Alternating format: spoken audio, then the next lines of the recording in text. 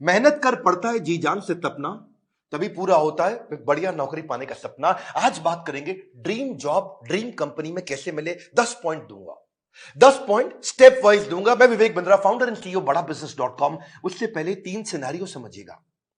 पहला सिनेरियो, जो काम करने में आपको बहुत मजा आता है और आपको अच्छे से करना भी आता है, लेकिन अगर उसके पैसे अच्छे नहीं मिले आपको तो आप जिंदगी भर गरीब रह जाएंगे। दूसरा सिनेरियो लेते हैं, जो काम करना आपको अच्छे से आता है, उसके पैसे भी मिलते हैं, लेकिन आपको प्यार नहीं है उस काम से, आपको मन नहीं करता वो काम करने को, तो आप जिंदगी भर बोर होंगे। और तीसरा सिनेरियो, जिस काम से आपको प्यार तो है, बाजार में उसकी तनख्वाह भी मिलती है, लेकिन आपको करना अच्छे से आता नहीं है, तो फिर आपको नौकरी नहीं, वो तो खाली एक सपना है, वो ड्रीम जॉब नहीं है, खाली ड्रीम है। सो बात समझते हैं कि 10 पॉइंट क्या किया जाए, एक अच्छे से आपको जॉब कैसे मिले। पहले जिस कंपनी में आप जॉब चाहते हैं, पहला पॉइंट है उस कंपनी के बारे में रिसर्च करो। उस कंपनी का विजन, मिशन, उसकी लीडरशिप, उसके माइलस्टोन्स, उस कंपनी के बारे में पढ़ लिख लो वहां रिज्यूमे भेजते वक्त। Naukri.com पे बहुत सारी अपॉर्चुनिटीज आपको मिलेंगी, लेकिन पहले कंपनी की वेबसाइट, इंटरव्यू में जाने से पहले उसके सोशल मीडिया, उसका एंगेजमेंट, mouthshut.com, glassdoor.com, उसका लिंक्डइन, उसके सारे गूगल पे सब चीजें, जितना ज्यादा आप इंटरेस्टेड होंगे उतना आपका कैंडिडेचर इंटरेस्टिंग हो जाएगा। जब आप इंटरव्यू में मिलते हैं ना लोगों से, if you are interested in the company, they will see you as interesting for the company. Company research के बाद दूसरा पॉइंट, जॉब डिस्क्रिप्शन को समझिए।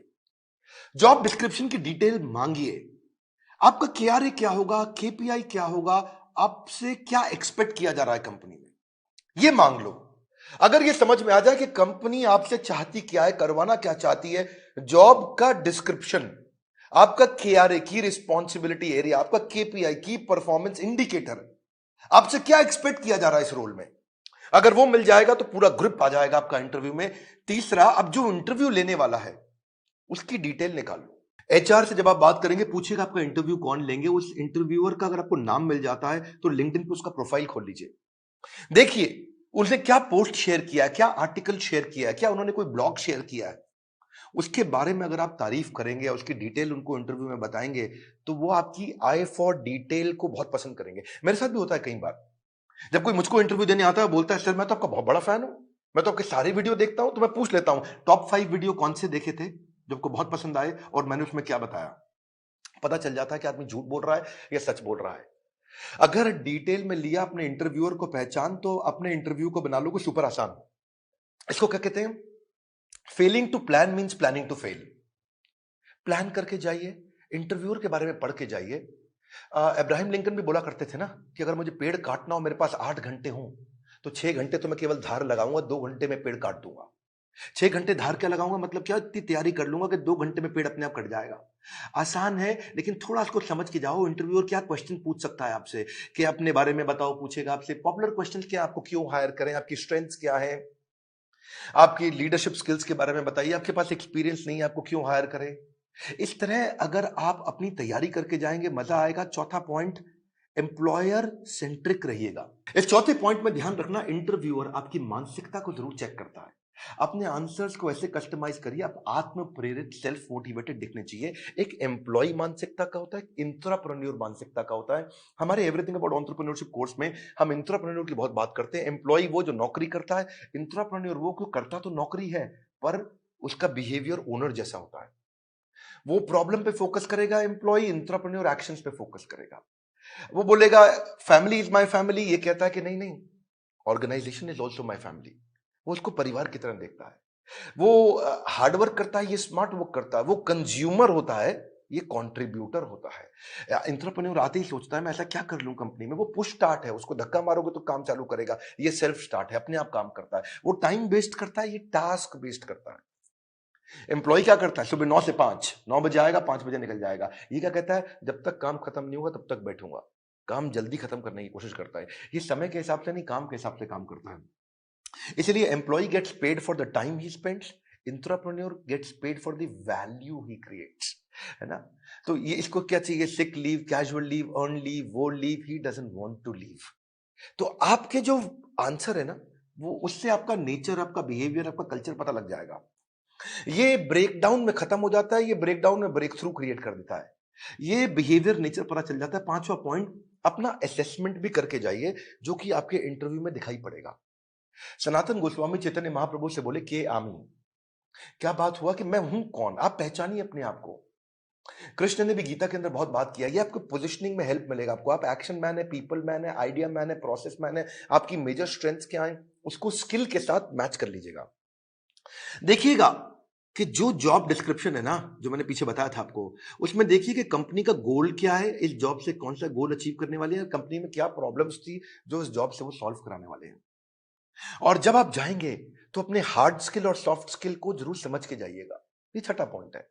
हार्ड स्किल कौन से होते हैं? ये वो स्किल होते हैं जो बेसिकली आप क्वांटिफाई कर सकते हैं, जैसे कि फॉरेन लैंग्वेज हो गया, डिग्री हो गया, सर्टिफिकेट हो गया, मशीन ऑपरेशन हो गया, आपका किसी प्रकार का कोई भी data mining, accounting, programming, software testing, ये सब हार्ड स्किल होते हैं। जिसमें कला आती है। जैसे फाइनेंस के अंदर बजटिंग, बिजनेस प्लानिंग होता है या प्रोडक्ट डेवलपमेंट होता है। लेकिन सॉफ्ट स्किल कौन से? बातचीत कैसे करते हो, आपका टीम वर्क कैसा है, आप डिसीजन ले पाते हो नहीं, लीडरशिप है कि नहीं, मोटिवेटेड रहते हो कि नहीं, सुनते हो ध्यान से कि नहीं, पीपल स्किल है कि नहीं, इंटरपर्सनल फ्लेक्सिबिलिटी, टाइम मैनेजमेंट, ये सारे सॉफ्ट स्किल है। उस तरफ हार्ड स्किल है। तो पहले से ही चेक करके जाइए, क्योंकि आपका see he who speaks without attentive ear is mute. क्या मतलब हुआ? जो बिना सुने बोलता रहता है, बोलता रहता है, जो बिना सुने बोलता रहता है, वो सबसे बड़ा गूंगा होता है। उसके बोलने का कोई फायदा नहीं है। इसलिए आपकी कम्युनिकेशन में सुनिए ध्यान से कि वो क्या डिमांड है आपसे। इफेक्टिव कम्युनिकेशन में 20% is only what you know, 80% is how do you feel about what you know. कैसे आप उसे कम्युनिकेट करते हैं। सीधे बैठिए, हमेशा स्माइल मेंटेन करिए। ऐसा करके आराम से रिलैक्स होकर के बैठने वाला तो जमेगा नहीं ना। कॉन्फिडेंट और इंफॉर्मेटिव लगते हैं जब आप अच्छा कम्युनिकेशन और सॉफ्ट स्किल मैनेज कर पाते हैं। सातवां है, अब मौका ढूंढिए कि आप भी कोई ऐसा क्वेश्चन करें जिस क्वेश्चन से इंटरव्यूअर को लगे यार ये आदमी बुद्धिमान है। एक बात बताऊं आपको कि knowledge is having the right answer, but intelligence is asking the right question. ज्ञानी व्यक्ति के पास उत्तर होता है, पर बुद्धिमान व्यक्ति के पास प्रश्न होता है। अगर आपने कोई ऐसा प्रश्न किया जिस प्रश्न से वो बहुत इंप्रेस हो सकता है, जैसे आप उनसे पूछिए इस बारे में, इस रोल से आप कौन सी प्रॉब्लम सॉल्व करना चाह रहे हैं, इस रोल के माध्यम से आप कौन सा गोल अचीव करना चाह रहे हैं, इस रोल से आप मेरी परफॉर्मेंस को कैसे इवैल्यूएट करेंगे। कितना पावरफुल आप प्रश्न पूछते हैं, यह भी सामने वाले को इन्फ्लुएंस करता है। आठवां, सैलरी नेगोशिएशन की बात आए तो बहुत जोर मत डालिएगा। अनरियलिस्टिक सैलरी हाइक से सामने वाला समझ जाता है ये केवल पैसे के लिए नौकरी करने आया है, ये वैल्यू नहीं क्रिएट कर पाएगा। इसलिए वैल्यू क्रिएशन पे फोकस करिए, वैल्यूएबल अपने आप आएगा। मैं इसमें आपको हमारे जो दूसरे डायरेक्टर हैं संजय कथोरिया जी, इनका आपको 2015-16 का एक्सपीरियंस शेयर करता हूं। एक बार ये श्रीलंका में एक कंपनी के चेयरमैन के पास इंटरव्यू देने गए और कंपनी के चेयरमैन ने एक ही बात पे इनकी मर्जी की सैलरी दे दी। और वो क्या बात थी? जब उन्होंने पूछा क्या सैलरी लोगे, तो ये कहते हैं आई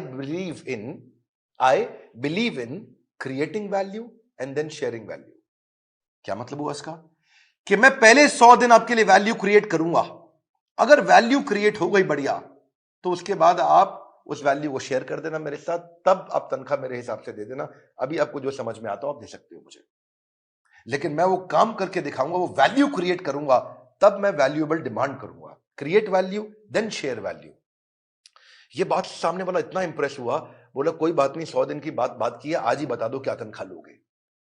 जब आप वैल्यू क्रिएट करने पे फोकस करते हो, पहले कहते हो मैं वैल्यू क्रिएट करूंगा, बाद में अपना शेयर लूंगा, इससे सामने वाले को आप पे बहुत कॉन्फिडेंस आ जाता है। सैलरी नेगोशिएशन पे बहुत फोकस मत करिए, मेन मुद्दा समझिए, वैल्यू क्रिएशन पे फोकस करिए। सैलरी नेगोशिएशन अपने आप हो जाएगी जब वैल्यू क्रिएशन का सामने कॉन्फिडेंस आ जाएगा कि आप करके क्या दिखा सकते हैं जॉब में। 9वां पॉइंट, अपने रेज्यूमे पे ध्यान दीजिएगा। ये हालांकि मैं थोड़ा पहले भी बता सकता था 9वां पॉइंट, पर ध्यान रखिए अपने लाइवली और एक्शन ओरिएंटेड वर्ड लिखिए। रेज्यूमे लंबा मत बनाइए, 6 पेज 8 पेज 10 पेज का, क्योंकि जो रिक्रूटर होता है या जो इंटरव्यूअर होता है वो उसके पास ज्यादा समय नहीं है देखने के लिए। बुलेट पॉइंट्स में लिखिए ताकि मैक्सिमम चीजें कैप्चर हो जाएं कम समय में। सीक्वेंस के अपना एक्सपीरियंस लिखिए, और अगर एक्सपीरियंस ज्यादा नहीं है तो कोई बात नहीं, आपने आज तक जो भी कहीं पे थोड़ा बहुत इंटर्नशिप भी किया तो वो भी डालिए। एक कवर लेटर अगर आप बना सको ना तो वो गेम चेंजर होता है अपनी एग्जैक्ट पोजिशनिंग के लिए, कि आपके पास स्किल है और कंपनी को ये जरूरत है, तो कंपनी की जरूरत और आपके स्किल कैसे मैरी कर सकते हैं आपस में, कैसे मैरिज होगी। तो एक छोटा सा कवर लेटर आधे पेज का 8-10 लाइन का बना सकें अगर आप तो। रेज्यूमे ऐसा होना चाहिए कि सामने वाले को 20 सेकंड में सारी बात समझ में आ जाए, उसको ध्यान से बार-बार देखो ऐसा, कि क्या 20 सेकंड में समझ में आ रहा है पूरा रेज्यूमे?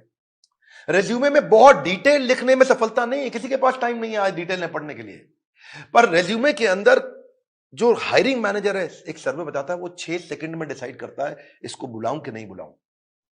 तो बड़ा इंपॉर्टेंट है, बहुत ज्यादा एग्जैजरेट ना करें, नहीं तो पर्दा फाश हो जाता है बाद में। बोल्ड और क्लियर और इंपॉर्टेंट अचीवमेंट को साफ साफ तरीके से बता सकें, उसी के अंदर एक रेफरेंस लिस्ट भी डाल दें। जो आपकी integrity, work, decision making, punctuality, flexibility के बारे में कोई रेफरेंस पुरानी कंपनी के या कोई बड़े लोग ऐसे हैं जो आपके बारे में कहने को तैयार हो, तो नीचे लिख भी दीजिए कि ये आपको आपके बारे में ये रेफरेंस, मतलब किसी और व्यक्ति, कोई और व्यक्ति भी आपकी तारीफ करने को तैयार है तो उसका नाम, उसकी डेजिग्नेशन, उसका फोन नंबर लिख दीजिए। इससे भी कॉन्फिडेंस आता है। और फिर भी अगर इंटरव्यू में आप जा ही नहीं पा रहे, आपको इंटरव्यू मिल नहीं रहे हैं, तो हो सकता है कि आप अच्छी जॉब साइट्स पे नहीं हो। मार्केट में धक्के नहीं खाने पड़ेंगे अगर आप अच्छी जॉब साइट्स पे जाओगे। इसमें आपको फ्री ऑफ कॉस्ट बहुत सारी अपॉर्चुनिटी मिल जाती है, ऑटो नोटिफिकेशंस मिल जाते हैं, अपने आप नोटिफिकेशन आते रहते हैं, एम्प्लॉयर खुद ही आपके पास आ जाता है अगर आप अच्छी जॉब साइट्स पे जाते हो। इसमें प्रीमियम सर्विसेज भी होती हैं। बड़ी पॉपुलर जॉब साइट्स में shine.com, naukri.com, Times Ascent, Times Job और मॉन्स्टर है। लेकिन अगर आप नए हैं तो freshers world, fresherslive.com, Internshala internship पे काम कराती है, या freelancer.com, indeed.com। अगर आप नए हैं तो इन पे जाइए। बेरोजगार खेल रहे हैं स्मार्टफोन पर ताश, ये वीडियो उनको शेयर करें, दिशा मिल सकती है बड़ी खास। मैं एक बात और बताऊंगा, हमारे प्रॉब्लम सॉल्विंग कोर्स के अंदर हमने पूरा का पूरा कोर्स इसके ऊपर बना रखा है, और एवरीथिंग अबाउट एंटरप्रेन्योरशिप को भी अब 2 हिस्से में डिवाइड कर दिया है। अगर आप नए हैं, इंट्राप्रेन्योर बनना चाहते हैं, या आगे चल के स्टार्टअप शुरू करना चाहते हैं, तो एवरीथिंग अबाउट एंटरप्रेन्योरशिप का एक हिस्सा आपको काम आएगा। और दूसरा जो बिजनेस कर रहे हैं उनके लिए तो है ही है। मैं फिर से आपको रिक्वेस्ट करूंगा कि बेरोजगार खेल रहे हैं स्मार्टफोन पर लूडो और ताश, हाँ, वीडियो शेयर करो उनको, दिशा मिल सकती है बड़ी खास। ताश से बात नहीं बनेगी, इस खास दिशा से बात बनेगी। अगर आप नए आए, सब्सक्राइब जरूर करिएगा, लाइक करके उत्साह बढ़ाइए, बोर्ड लाइन नंबर पे फोन करिए, चेक करिए कि कैसे एवरीथिंग अबाउट एंटरप्रेन्योरशिप जिंदगी भर के लिए आपको एक बड़ी दिशा दे सकता है, आपको एक इंट्राप्रेन्योर बना सकता है। किसी को नौकरी मिले ना मिले, इंट्राप्रेन्योर की बहुत कमी है, उसको नौकरी जरूर मिलती है। हमारे साथ जुड़े रहने के लिए, दुनिया का नंबर 1 एंटरप्रेन्योरशिप यूट्यूब चैनल बनाने के लिए, वीडियो को लाइक करके उत्साह बढ़ाने के लिए आप सबको हृदय की गहराइयों से प्रेम पूर्वक बहुत बहुत धन्यवाद।